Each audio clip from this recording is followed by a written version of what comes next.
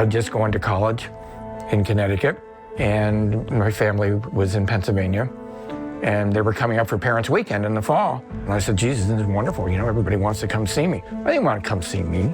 You know, they were looking at H.O. Penn. My family acquired H.O. Penn in 1965. In 1921, Ginsberg Penn was put together. Their first operation was down in the Wall Street area.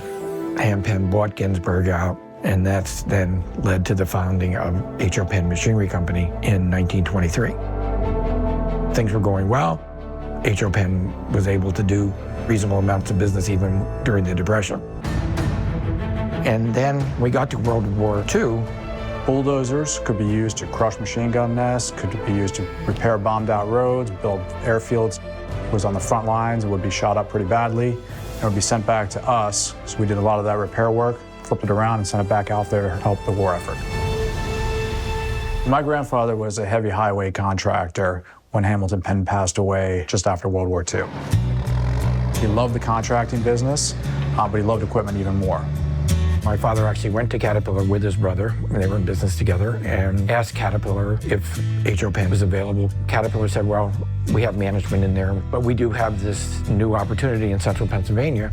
And so in 1948, they formed Cleveland Brothers.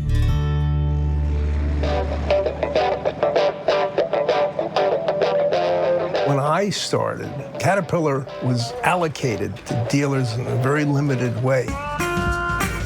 The salesman would show up and say, I've got a D8 coming in next week. It's the only one I'm going to get for 2 months. Do you want it? The price never entered the discussion. It was, yeah, I need that machine. That was my first encounter. I didn't know anybody. I was a nobody. I went in there like nervous. Like, holy shit, this is a big company. You know, like, what am I going to do? It's like, God. So I ordered my backhoe, the first backhoe. It was a big purchase, a lot of money. You're nervous, but they made it really super easy, super nice. Did all the paperwork, you know. A couple weeks later, machine shows up. Just shows up in your yard. Like, wow, this is fantastic. This is easy, you know. And it happens every single time that way. This business runs sometimes 24 hours a day, 7 days a week. You've got to have a devotion to the business. You look at our loaders, they're all cats. If you look at our graders, they're all cats. All of our dozers are cats, and they all came from H.O. Penn. They did it right.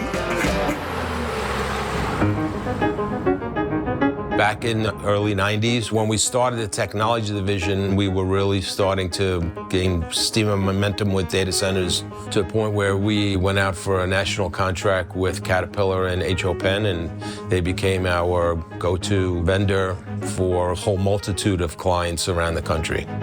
A data center cannot go down. If the local utility happens to fail, the data center must stay on. Our generators that we provide is that backup. Without power, there is no internet, there is no data center. Pretty much anywhere you point to in New York City has got our generator sets. And the generator sets throughout Long Island or in Connecticut and north of the city.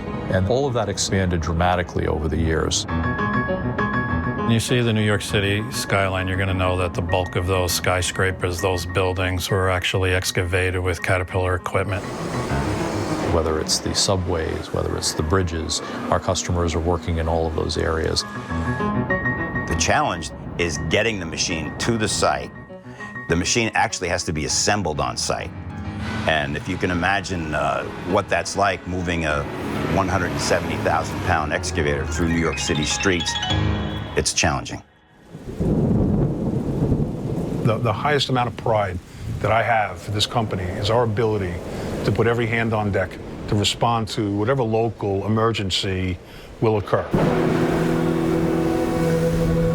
As a result of Sandy, H.O. Penn helped us get up and running and never stopped, while the rest of downtown we watched flood out and lose power and be out for months. It's basically in our DNA. We're so used to when a storm's coming or there's an outage, our people jump right into it. 24 hours a day, 7 days a week. When 9/11 happened, you know, and the tragedy of the towers coming down, and there was an enormous amount of need for different types of equipment to be down there. And our technicians really stepped up and were able to work, you know, countless long shifts to be able to keep the machines running, to keep the effort going.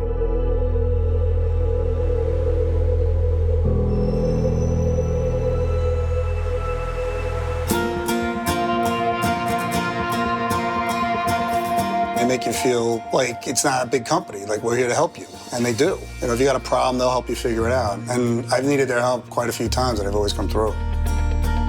Recently, we had buying some paving equipment from H.O. Penn, and it was unavailable. And they said, we can't find it.